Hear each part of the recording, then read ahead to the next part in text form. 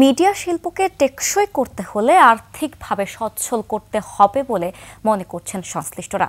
তারা বলছেন এর জন্য সকল অংশীজনকে নিয়ে কাজ করতে হবে। টিভি মিডিয়া সাস্টেইনেবল না হলে স্যাটেলাইট কেবল অপারেটর চলবে না বলে মত তাদের। বিস্তারিত জানাচ্ছেন নাহিদ সিরাজি নিম্মি। বৃহস্পতিবার সকাল 10টা থেকেই প্রস্তুত রাজধানীর বসুন্ধরা আন্তর্জাতিক কনভেনশন সেন্টার। বিভিন্ন কেবল অপারেটর কোম্পানি, ইন্টারনেট সেবা প্রদানকারী প্রতিষ্ঠান থেকে শুরু করে মেলায় স্টল দেয় দেশের টেলিভিশন চ্যানেলগুলো।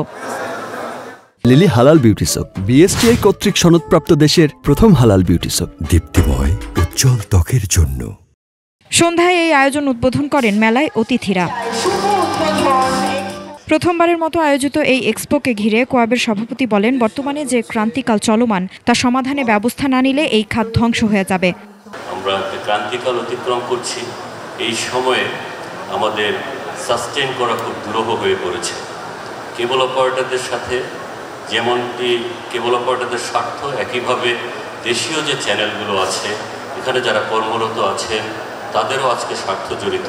শুধুমাত্র বিজ্ঞাপনের উপর নির্ভর করে দেশীয় চ্যানেলগুলো আর সামনের দিকে এগিয়ে যেতে পারবে না।